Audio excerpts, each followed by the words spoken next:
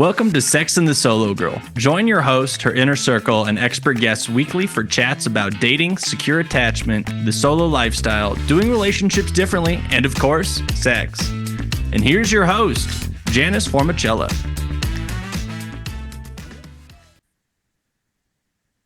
Welcome, everyone, to the podcast network. And I'm saying that because this is what I like to call a double drop.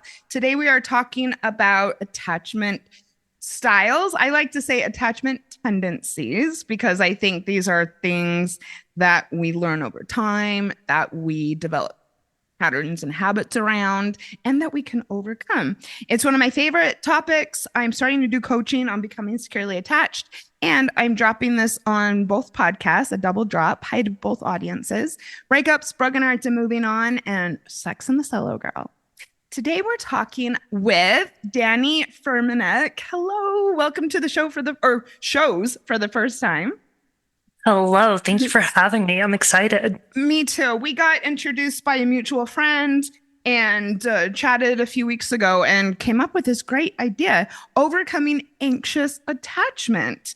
I talk a lot about just generally becoming secure, and which maybe because I haven't struggled with anxiety for a long time, and so it's not as much on my radar. I'm not really sure, but this is really important. I think that a lot of people can relate to feeling anxious in dating and feel kind of discouraged over that aspect of it. So let's talk about what it looks like, how it shows up in dating, and how we can overcome it over time. So again, welcome to the show, Dani. Dani is from Boston, which I think is really cool, one of my favorite cities. And she owns a marketing company helping small businesses with a lot of the behind the scenes stuff, content creation, advertising, branding. And I think that we both relate to this. She loves to learn new things. I'm also a big reader, being out in the sun and going to the gym. And we are going to definitely plug her Instagram, which is just awesome, very inspiring. My partner and I were actually looking at it yesterday, and I was just like, wow, she's really something else. Thank you so much for that intro. Very warm welcome. So yeah, my name is Dani, and that Instagram that you mentioned, it's Dani Furmenek, so just my name.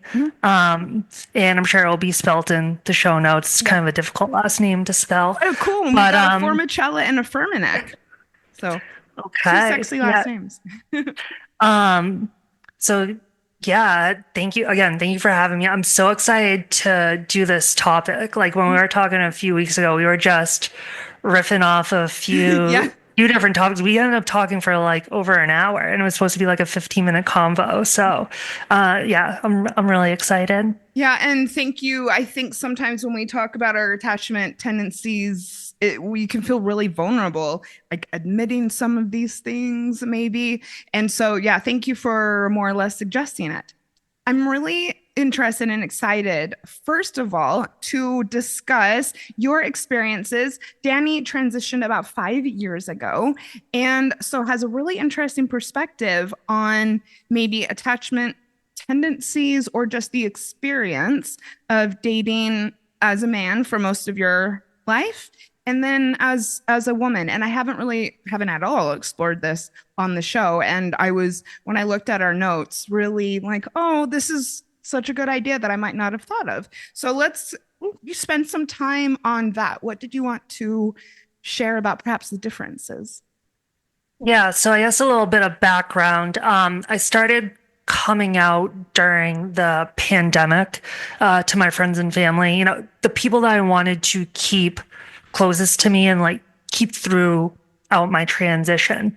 So I slowly came out to them, and then eventually started medically transitioning in March 2021. So that's, doing hormone replacement therapy, going on with surgeries, et cetera, et cetera. So, I've learned so much about myself through that process, and I've had so much self-growth that I've really, I guess, honed in on why I have a certain attachment style. Cool. And, just I'm able to see how others are interacting within dating and relationships.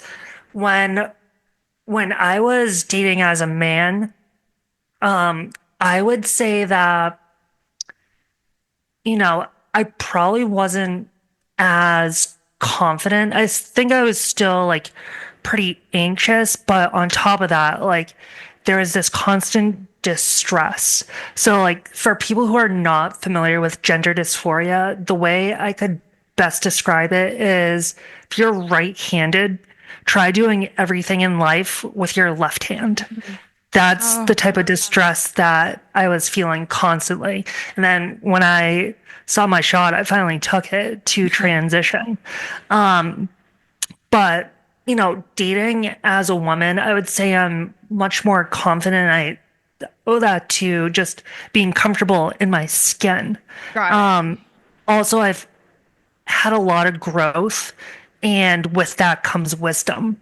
So I've, the past 4 years, 5 years, I've gotten more wisdom in that short time frame than I did in all the years like prior to transitioning.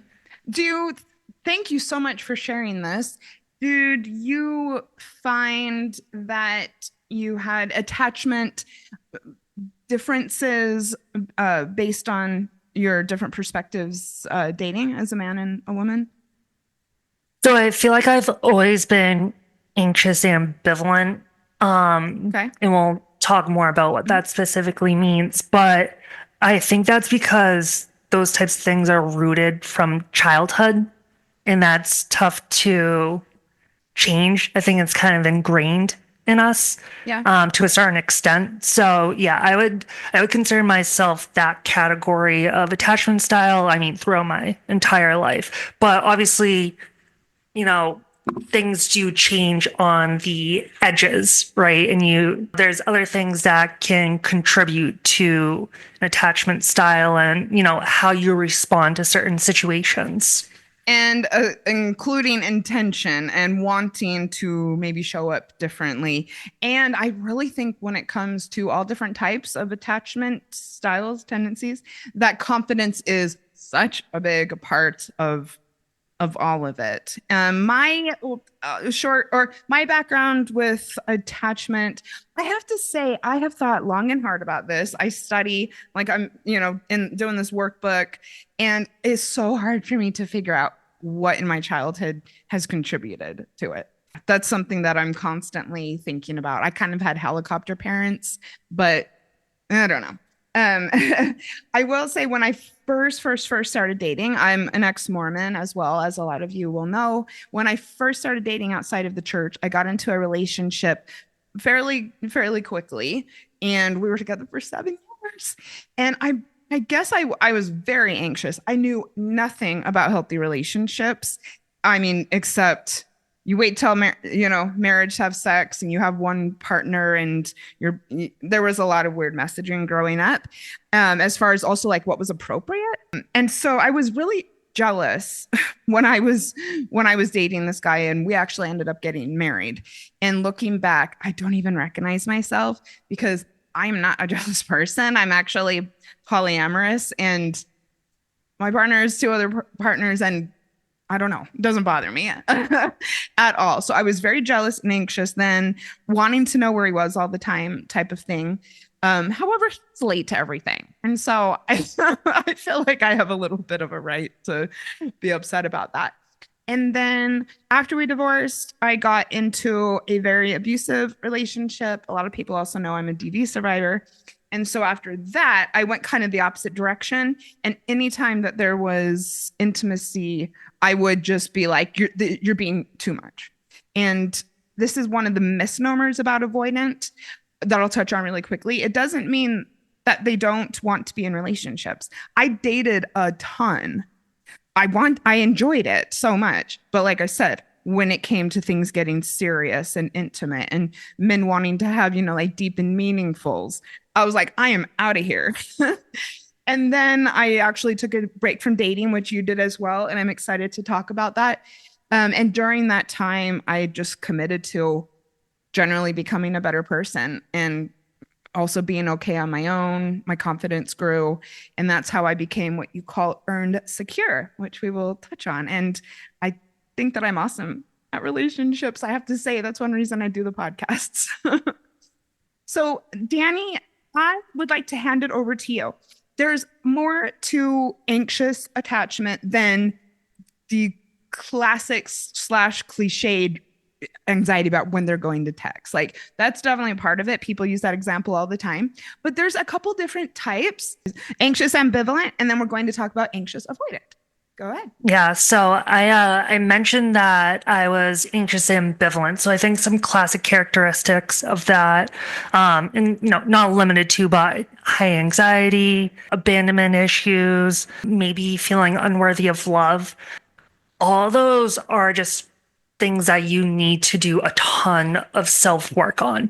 And that's something that really started for me when I started transitioning. So, and I see this as such a common theme in the trans community, and I'm sure broader too, it is also a common theme, but you cannot beat yourself up on who you are. You didn't create yourself. Yes. You didn't create your culture. You did not create your consciousness. Like you just are. So when don't. You say, you didn't create your consciousness, what do you mean by that in relation to how you show up in relationships? Well, I mean, you can't think your next thought, so to speak. Oh, okay. Cool. So, I mean, when it comes to mindfulness, it's about just the practice of being present and not trying to overthink.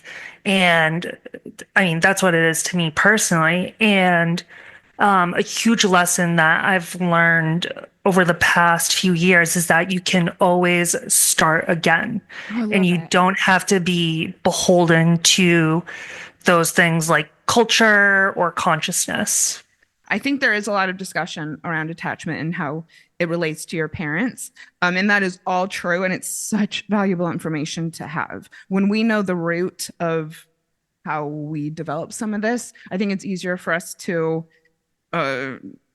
explore undoing it, unraveling it. You wanted to talk a little bit about rushing things. And I think that this is really common with people who feel relationship anxiety. It's something that I encourage people to try not to do. It's so hard in the beginning of a relationship when you want to be around each other all the time. There's a lot of pitfalls, especially if you have relationship anxiety. So can you kind of speak to that? Yeah, I mean, like in the relationship and even sometimes in the talking stage, like that's such a dopamine hit. That's like, it's tough to like not want to text them and like just, like be consumed in like that new feeling. And I think a way to combat that is trying to remain present. But a good reframe, I think, is my attention on loving, or is my attention on who is loving me? Yes, please go into that. I'm like getting so excited. I'm like blushing right now. So yes, go on. I like the way you put things. This is the way that you describe things is a little different. So I'm enjoying. Thank you. So when we rush into things, and I feel. Well, I am guilty of this in the past. Before I transitioned, I would say like throughout college and then, early part of my professional career, that type of energy finds you. Like I was not certain about myself. I did not have self-love, and just toxic relationships just tend to find you. There was one in there that, I mean, I dated someone for like 3.5 years, and it wasn't like a toxic relationship. It just kind of fizzled out. But I mean, there were some like very high strung toxic relationships. And then this, like, it was a blessing and a curse kind of thing. The last relationship I was in, I was like, fuck, I gotta transition. Like, I can't do this shit anymore. It was just like such a mental toll. It was arduous. So, you know, I'm just curious, to did you date specific, women? I was dating as a man. Romantically, I dated women. But I would also like hook up with guys, but I would never like romantically date guys. I've tried dating women now, but it's just like it's not for me. So Got like it. I strictly date men now. But specifically with that last relationship before I transitioned, when we rush into things, we give too much and we ask for too much. And then it's just kind of like a terrible cycle where we're like, the more we give, the more we want, and it just snowballs out of control. There's a So, level of codependence in that as well, because when you give expecting mhm, something in return, it's actually like a form of manipulation. Like that's almost why you're doing it for some people, and you can get resentful if you don't get it back. definitely. So I picked up this from Matthew Hussey.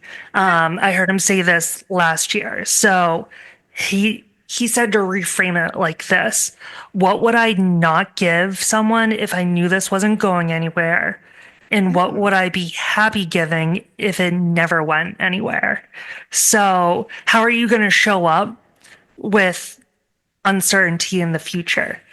And also not writing a story because we really don't know how things are ever going to end up. But I think, particularly with people who experience anxiety, I mean, some people, as soon as they meet someone, will start telling their friends this is the one and really getting attached to an outcome when you don't even know the person. But in reality, you don't have any idea what's happening. And so this outlook from Matthew, I think it's great. And I'm don't you think maybe you should go into every new relationship like that? Yeah, and I Mhm. think like just any new person that you meet too. I think that's just Yeah. a good rule of thumb. But oh my God, yeah, like being an anxious person, like the movies that I play in my head, it's fucking crazy. And I'm like, okay, Mhm. come back to reality, like try and just stay in the present. That's one of the things that like I've become very aware of like over the past few years, like, okay, like let's come back to reality now. I've One of the things that I also heard recently was people worry about getting someone, so like actually dating that person, but never stop to ask, should they really want that person? The pick me culture that I kind of, Yeah. especially with women, I mean, I mean, yeah, it is. There's still a pick me culture with females rather than is this right or should I pick them or does this feel like something that is worth pursuing? It's a lot about hopefully they like me.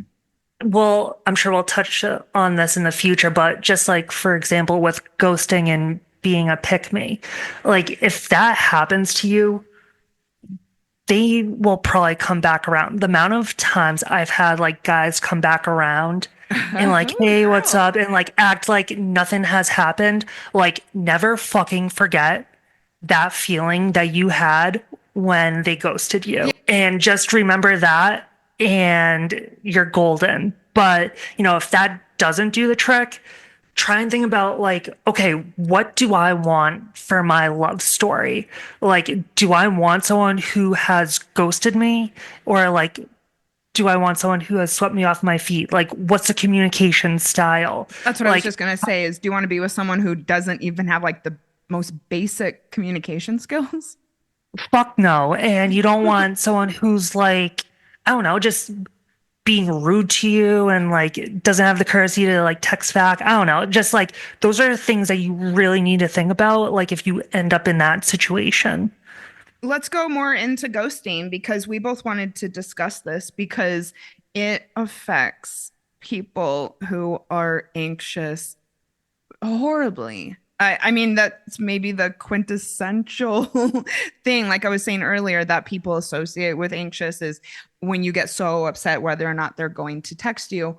Or what makes me really bummed out is going on or framing it as though, why did they do this? And just really focusing on that rather than a lot of different approaches to responding to it. So I know that this is something that you have experienced, and let's talk about it. I've been in the same relationship for over a year, and it hasn't happened to me in quite a while, just because of my relationship history. So yeah, please, I think it's so important for people to know it happens to everyone. This is a high value woman who it happened to recently. So let's talk about it.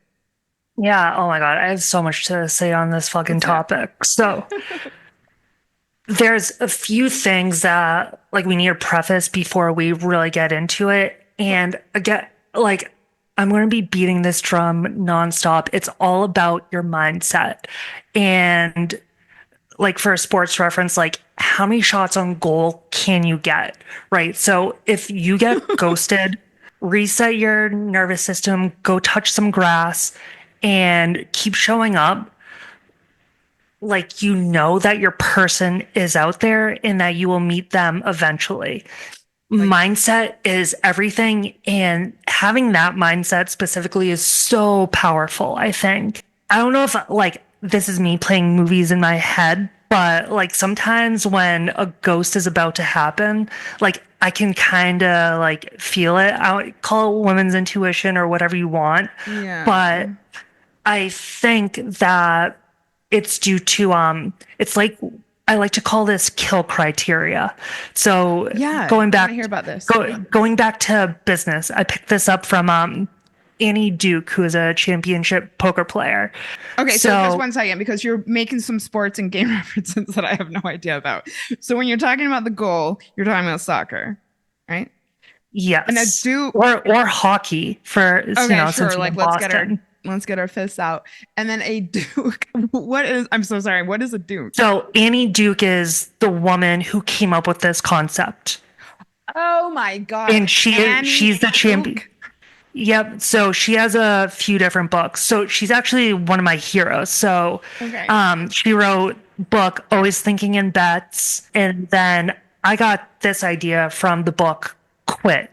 So it's all about knowing when to quit. So the story she gives in the book is she's working with a group of sales reps and they want to improve their churn rate. So how often a deal is lost and, you know, how quickly they're moving deals along. So they started recording everything that was going on in the pipeline of these deals. So once they were able to pinpoint certain things where the deals went awry, they named it kill criteria. So if they saw these common, you know, things popping up again over and over, they knew to just cut the deal loose and not interact with this potential client anymore. Awesome. Because you're not sitting there in a passionate, healthy, curious relationship one day and they're ghosting you the next. Not typically. You will have felt something. And we got to tune into that. And a lot of people either aren't aware of what healthy relationships or healthy courtship looks like. And also something that you've touched on is a lot of people aren't in touch with their intuition. And I do think that if you learn about that, you can feel that this is going to happen, which I think is a little bit what you're saying. So I don't know if this is a hot take or not. Hear me out. I think you can only trust your gut, that intuition, if you've been in that situation before. Otherwise, it's just like your mind playing tricks on you. It's something that I will say I'm very in touch with my intuition. Like it's taken me years, but like very, very, very. And one way that I learned about this when I was in college, and that is once in a while on the first day of class, I would be sitting there and I would have this physical reaction and this second guessing in the back of my head thinking, this isn't for me. This isn't right. Something about the professor feels really off. Don't do it. And I would go against it. And then total shit show as far as the class goes. My relationship with the professors, especially, kind of intense. And it happened over a couple of years. And then when I finally accepted that I knew what it felt like to have an intuitive hit that something's not right, I was able to then recognize it in the future. But it took me a while in some really bad situations as well. But that happened multiple times, right? Exactly. So my point is that you felt that before. So now you know, like in the future, you know what to go off of because you've experienced this. And that kind of goes back to the kill criteria. Like we are able to pinpoint certain things where like we know we should not do something or get into a relationship with someone or like even entertain them. So I think one of the big ones, this is such a red fucking flag, but I tend to ignore it, love bombing. Oh yeah. I, having been a survivor of domestic violence, know all about this. Please talk about it. This could be really interesting. I have never really made the correlation between anxious attachment and love bombing. So because I feel like a lot of anxious people want to get into relationships so badly. So yeah, please, I'm just going to turn it over to you to talk about. Like bees to honey, I feel like I attract avoidant people. And I never made the association between avoidant and love bombing, but it makes so much fucking sense because love bombing is actually an avoidance of intimacy and getting to know someone. And it's completely false. It's very manipulative because, like I said, avoidant people do want to date, but this is not the way to get to know someone or to establish safety at all. And so, yeah, I guess they would be prone to do that. Thank you. If you experience love bombing, how would you interact with that? Like someone who's anxious, what advice would you give me? Because I feel like I have not found like the secret sauce for this and how to like really be successful in interacting with that. Do you feel like you would be able to walk away? Because I know that someone told me they loved me like within a week a few years ago, and I kind of pursued it. But by the end of like the first month, I was really ready to cut ties. So I guess that's one question, is how easy it would be to say this is wrong and to let them know that you're not going to pursue it. I think my system of kill criteria only works if you actually stick to the plan. Yeah. So if like you see the love bombing, like you gotta you need to pull back, not choose to interact with that like full scale. Yeah, and that's important as well because I think sometimes I'm susceptible to it as well. I love present, love attention. I think we all are. Yeah, you know what? We are for sure. And I think sometimes when I would be like over the top with, well, very appreciative of it, that fuels the fire for sure. I mean, it's not really appropriate to buy certain things for people you've only been dating a couple of weeks.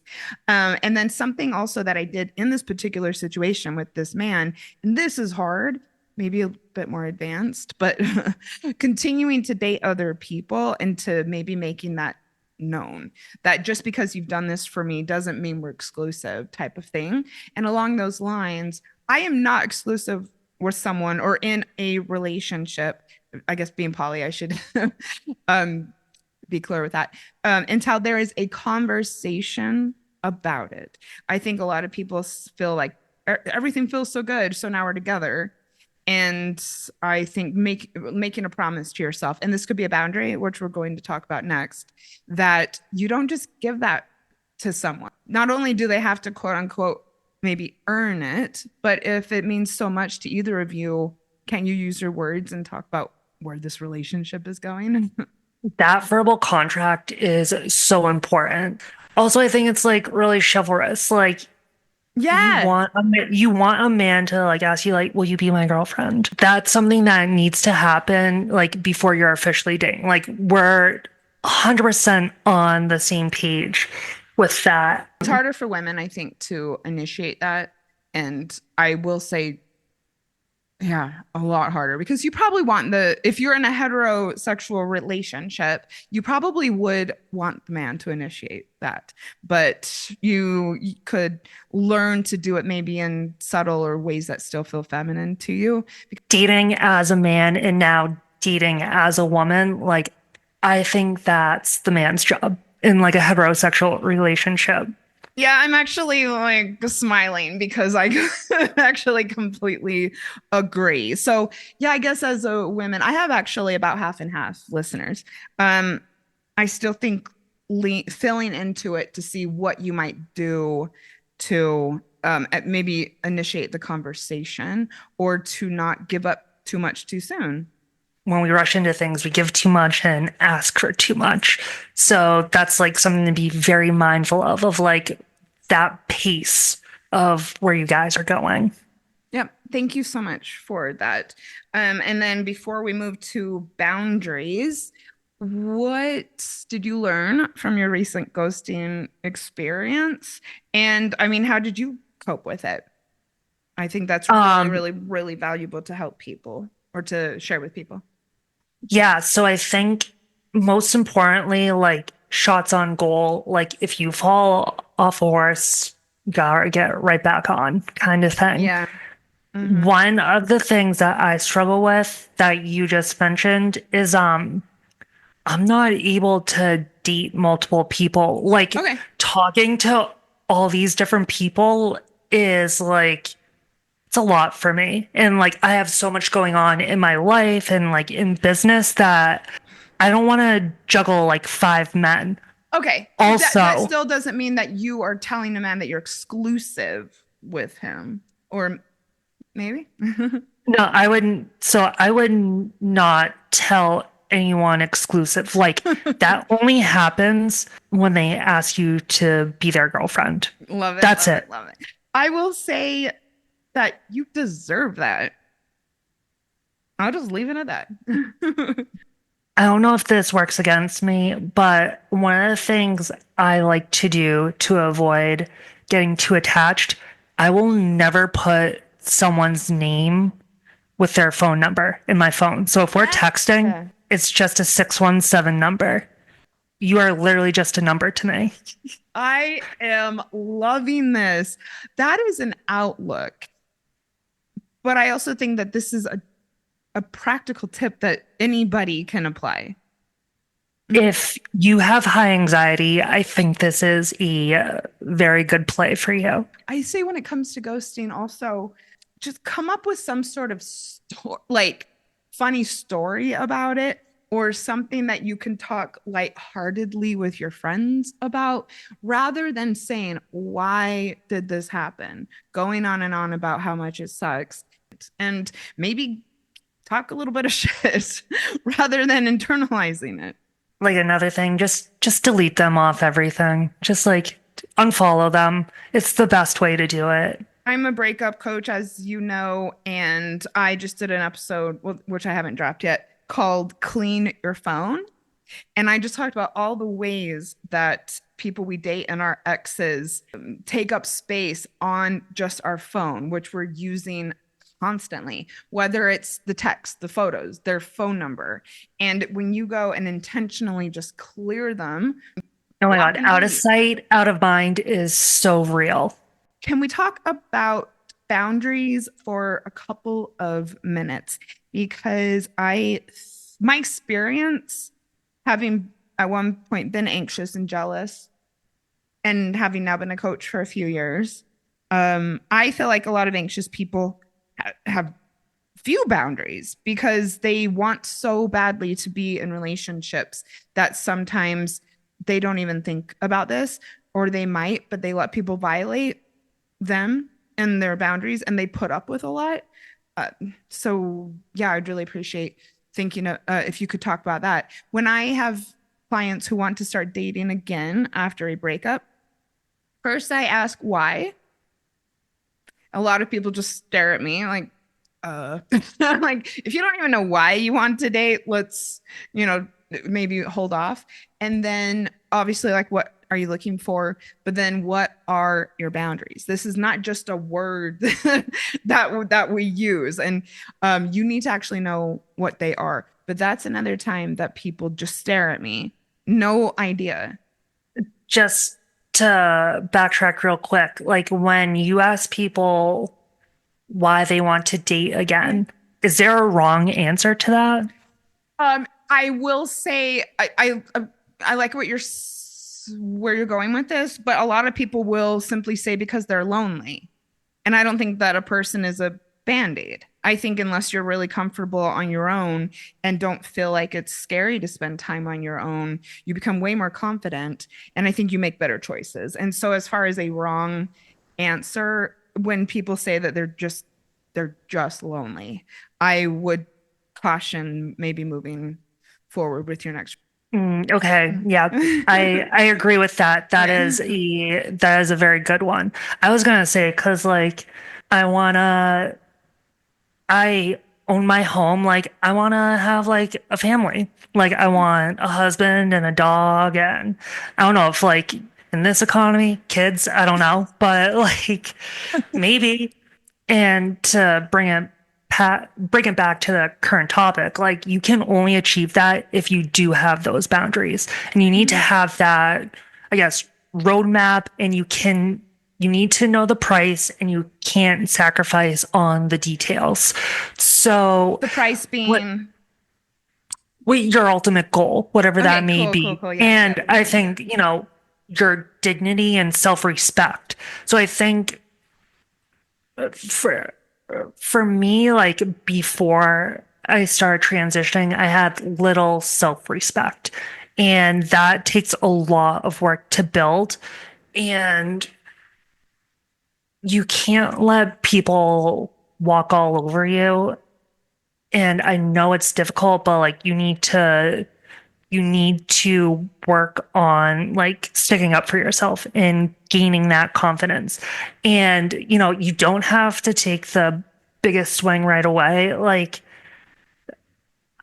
I think there's some people out there who are so anxious that like they can't even go order a coffee with a barista or something. So like take little steps like that if you are that anxious, and that will help you like on the road to actually sticking up for yourself and setting boundaries and clearly communicating your expectations and what you deserve. Yeah. And I mean, as far as expectations go, I mean, I mean, the perfect example of someone who has that. And in fact, my partner pointed that out to me in the beginning that he, as someone who has other partners, felt like that was very different about me. And something that, I mean, I don't go into a relationship saying I've got expectations, but it's the way that you go about establishing the relationship, and you can tell someone. And I think expectations goes into confidence, and overcoming anxiety also will help you be confident. What's your opinion on how to establish healthy boundaries at the beginning of a relationship? I think going slow so that you can think about things in between. I know a lot of people when they connect with someone, it feels so good. And you might connect and have amazing chemistry with someone on a first date. Chemistry and compatibility are very different. Hmm. But then when you are feeling that, some people start hanging out every night. And how can you possibly think about, was the last date acceptable if you're already preparing to see them again? And so I think that that's one really big thing is just considering, the likelihood that this is going to go in the long run. And then I also think having 5 boundaries, it leads to you being more aware. I mean, for instance, this hasn't happened to me in a long time, but I must have just been choosing so poorly because I actually had to set a boundary with myself that, oh, this is kind of embarrassing, but that's what we're here for. Nobody was allowed to tell me to shut up. These were the type of men I was dating. And I actually made that one quite known in the beginning. And I would completely bail if that happened. And also, like for instance, I have boundaries around text messaging. If I go on a first date with someone, I make sure that I'm not texting all of the time. You don't want to be too available. I mean, this is basic dating advice, but it's true. And if that starts to be either violated, or if I see that a guy is just going just, I don't want someone to text me after a first date, good morning. Okay. I think that is on its way to love bombing. Why is this person becoming so attached to me? This is just me. So one, knowing a few of them. You don't have to have 10 boundaries necessarily. You can also go with what your red flags are and what your intuition is saying. But I think having an idea of some of them is some self-reflection that needs to happen. And then, yeah, maybe you were only hanging out once a week or on the weekends in the initial days. And maybe you don't need to necessarily tell them, but just, yeah, make it known. So, good morning text, smiley face, not appropriate next day. What about funny meme in the afternoon? That's cute. I mean, it shows that you're thinking about the person, but it's not pushing the relationship. Mm-hmm. Mm-hmm. Yeah. Okay. Okay. I agree with that boundary. I think that's pretty good. I mean, it's just such a bad sign, I feel, when someone's waking up first thing after a first date and sending you. We're going to get to some of the meatiness, not neediness.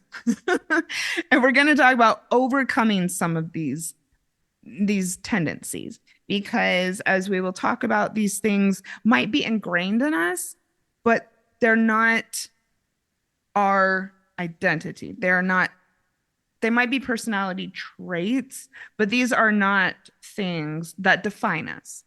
And so I want to talk, especially with you, because I know that you've made a lot of effort. See, I'm on my phone right now. I don't even know why. You've made a lot of efforts to focus on personal development and navigating some of these things more recently than I have. And so when we come back, I'm going to get into some of the nitty gritty and the practical tips that you can apply before you start swiping again. Before we do that, we did mention your socials earlier, but let's reiterate. We want everyone to go over and say hi to Dani. So can you say again where we can hang out with you? Yes. So you can find me on Instagram at Dani Furmenek. And then I just got a new URL for my website, so please go visit that and help me with the traffic. It's Nova, Nova, brandworks.com. And then I write all things business, social media, paid advertising, organic social media, and then like fun stories like marketing psychology. So you can find all of that on my website too. Thank you so much. I will push these as much as I can. Go to the show notes where I'm going to link to everything. And I'll also put it like on my Facebook and stuff. So just give us a moment. We'll be back to talk about making goals and commitments to overcome some of these things. Because also, I mean, we didn't really touch on this, but anxiety is bad for your health. So if you relate to any of what Dani's saying about being anxious, I love that. And then I think the next thing would be how to prevent this from destroying all your relationships and taking your happiness away. Wow, I am just on cloud 9, I guess. It's not all that often that I have someone new on the shows, Dani, because it's a casual podcast, or at least Sex and the Solo Girl. And I have my friends on all the time for us to just kind of dish. And so I really appreciate this.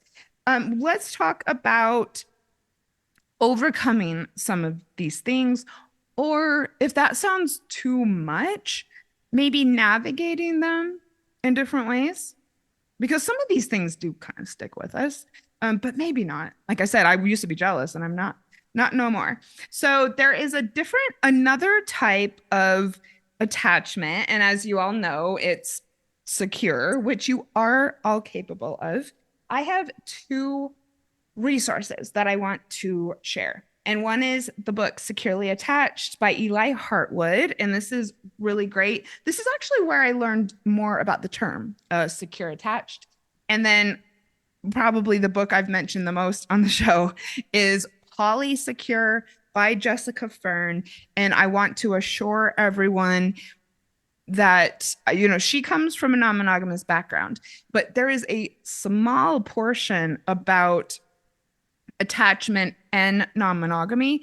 It's the majority of it is working through these things. So even if you're not non-monogamous, it's much better than some of the other books on the topic. So Earned Attached.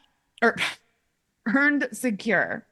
And Eli Hartwood says, though an insecure attachment experience does mean a harder path to finding secure love, okay, it is not a lifelong suffering sentence.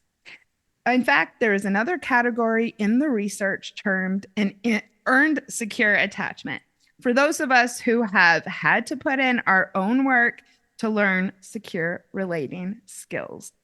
Let us dive into it. I think that this is especially important for people who experience relationship anxiety, because a lot of what people will say is that they feel like they can't control it. And which I understand. I mean, stress and anxiety can take over your entire body. And you can feel, especially that your racing thoughts are out of control. So I would love to give people some practical tips. I think one of the most important things when it comes to addressing this is finding the root cause. So one of my favorite books for this and like doing self-work is, I hope I don't butcher the name of this book, Adult Children of Emotionally Insecure Parents. Oh my God. I am looking at it right now. I have read it twice, and that is the title. This book validated my life experience. It gave me so many tools for trying to make things work with my family. And as some people know, I'm now estranged. But I got to the point when I decided on the estrangement that because I had used this book, I had complete closure around my experience. And both of my parents are just classic immature. It's actually kind of sad, but an amazing resource. Thank you so much. Oh my God. Yeah. I have every page has a highlight mark on it Same. or like corner turned over or like there's a sticky tab in it. Oh my God. Like, and there's a man. workbook. I'm not sure if you know, but okay. there is an accompanying, well, you buy it separately, but that was also comforting to me. So I think like that any type of shadow journal that works on your subconscious. And then one of my favorite books, I got the cover tattooed on me, The Mountain Is You by Brianna Weist. Those three things, like if you need to do self-work, like forewarned, like you're gonna be sobbing. Like, and that's why it's so difficult to do and like get through. Like you got it's work. Like you need to put in work. And like the amount of times like I've read those books or like did those journal entries and just like releasing like all that energy and angst, like it's like it can be stressful, but it's like something that you need to do. It's confronting as well. I mean, even though I already knew my parents were a mess, it hurt me. It hurt my heart to come to accept some of these things, but also, and I actually feel emotional now, but just to think back on my life and, my experiences in high school and things that they had done to me as an adult, I felt so much sympathy for myself and what it was like to be treated this way by people who are supposed to love you. So, but I had to. It changed my life reading that book. Yeah, reading those books in particular I do have a lot more empathy for people, I think. And like just going through my transition, I have a lot more empathy for people. And I think this also may be a hot take, but I genuinely think that people are doing the best that they can. Or like you didn't create the culture, like you're born into it. So it's like, I think we do have to give some people grace. That doesn't mean that you have to tolerate it. Like if you're in one of those situations, you should get the fuck out. But, and that's going back to like establishing those boundaries. But like people don't have control over certain things. It's ingrained in them. And that's one of the things that, or one of the messages that I took from those books. But man, if you want some fucking clarity, those books Thank are you. If you are ready to go on this journey, get a book. Yeah, and that's one thing I wanted to mention is all of this takes commitment. And I have to say, once you buy a book and read it, you're on your way. I mean, you've already taken a number of intentional actions. So yeah, start with some resources. Again, these are steps, intentional steps. It's not going to happen overnight. But yeah, get a book. You can't fall in love with the destination. You need to fall in love with the journey and everything that comes with it. So that also you won't get down on yourself when you stumble or part of the process. You need to be comfortable with looking stupid. Okay. I like it. Either to yourself or maybe even other people. Yep. I mean, relationships are a mirror and sometimes they bring up all sorts of things for us, including our shadow side in many cases. Dani and I both took hiatuses from dating. It was one of the top 3 most important things that I've done in my life. And I cannot stress enough. I know it's hard for people if you want sex and companionship and really want to, get married and have the dog. But even taking a short break with intention might change your relationships forever. Yeah, so second half of last year, I feel like in 2023 and then like in particular 2024, I was so focused on dating and I went on so many first dates and like nothing came to fruition.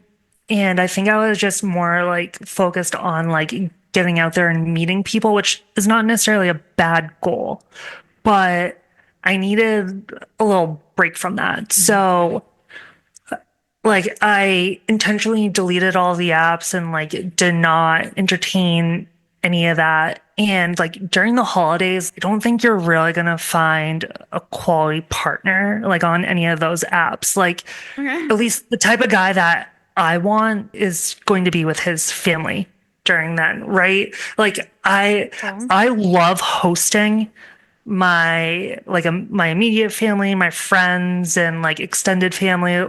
I don't have time to like be going out on multiple dates a week when that's happening during the holidays. I want to really quickly mention the ability to self-soothe. I'm actually not going to go into all of this. I will, because I want you to talk about all these lovely tips that you wrote down. But I have a little bonus for everyone. I did an episode called The Importance of Self-Soothing, and I'm going to drop that as a bonus this week. This is one of the more important abilities that you can have when you start dating and get into relationships. So go over there, learn all about self-soothing. But for now, we're going to talk about more mindset related things when it comes to overcoming anxiety.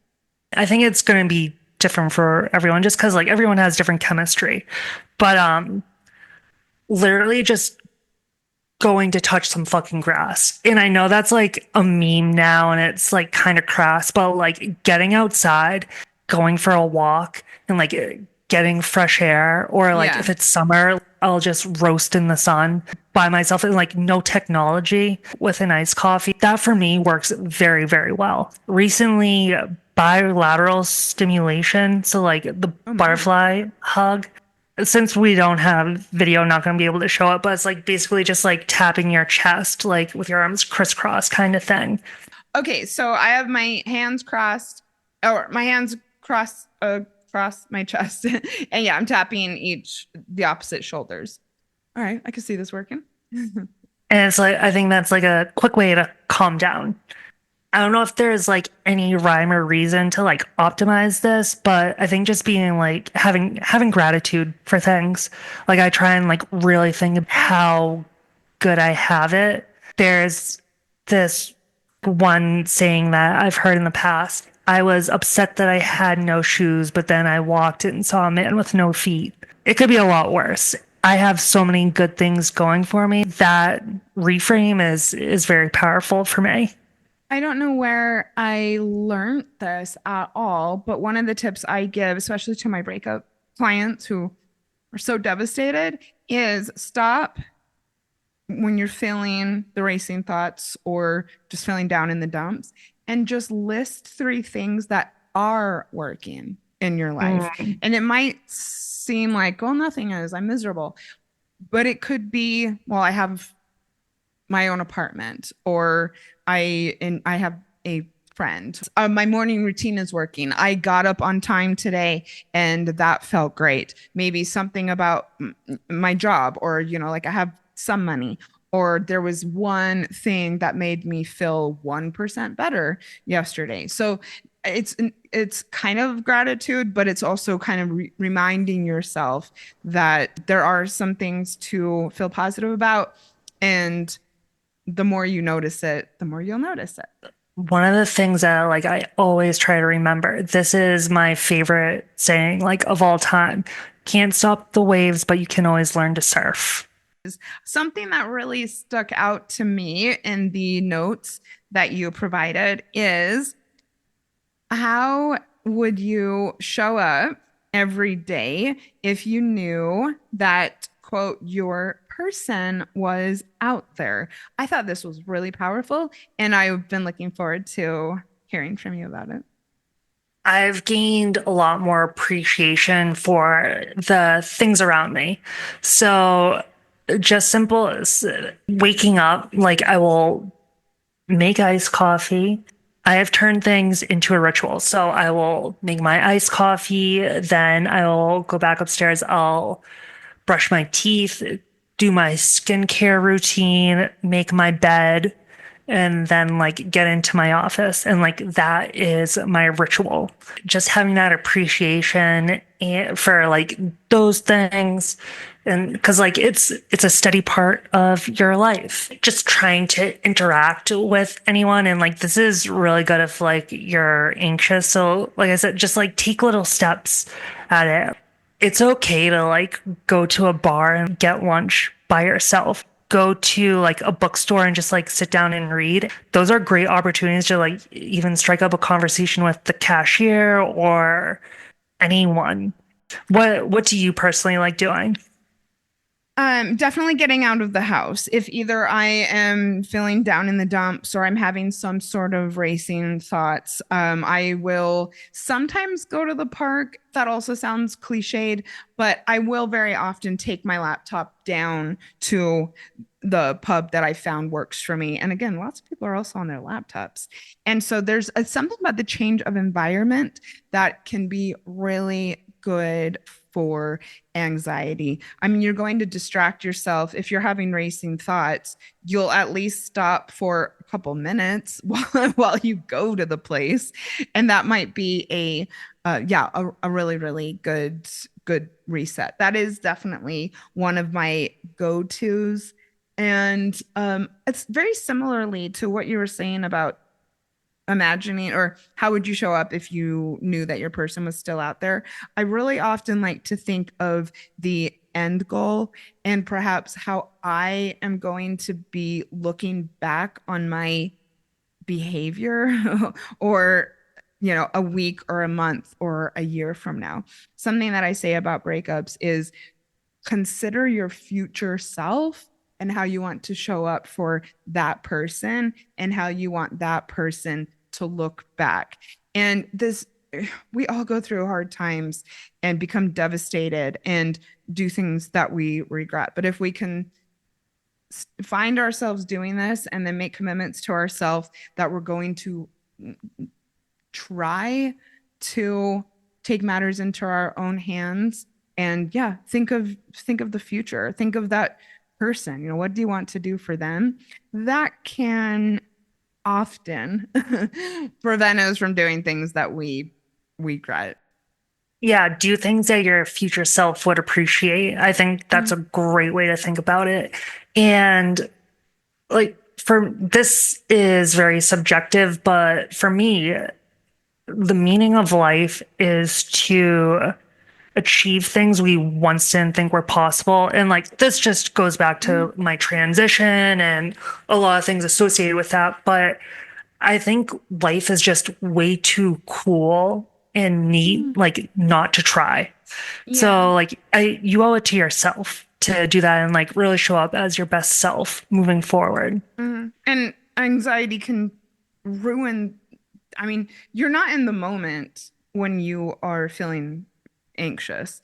And so it can really deprive us from, seeing the beauty in the moment or being productive. If you're always living in the past or in the future, how can you live in the present? And it takes some practice. I mean, I've read books, I've been doing this for ages, but like I keep on saying to be intentional. And so some other very intentional things to do. I mean, we already talked a little bit about what we're exposing ourselves to. There's really cool podcasts out there. Go and find a host that you really resonate with and expose yourself to, positive people who are doing content to help others like I am. Keep on listening here. And then I can't do an episode without encouraging people, hire a therapist, hire a coach. I love working with this. I love working with people on this. I am sometimes so touched to see the changes that I see in people once they realize that they can do it, and then they get kind of like on a roll and then just kind of keep going. So yeah, there's a lot of people out there who are invested in helping people to have better lives. So that's one other tip that I'll give. Yeah, therapy is definitely the best hour of my week by far. If you've got emotionally immature parents, yeah, it would behoove you to find a professional to. I started going when I started transitioning. If you're trans and listening to this, that's like the first step you need to take. Like you need to go to therapy. Like, cause for me, it's been one of the most difficult things that I've ever done in my entire life. That's something that you need to talk through. But just like in general, like it's such a great resource. Everyone should be going to therapy. If you have a therapist or counselor or coach, and you know that the session is coming up, you can regulate in the moment and then tell yourself, you can tell these people anything about what you were feeling in the moment, any anxiety.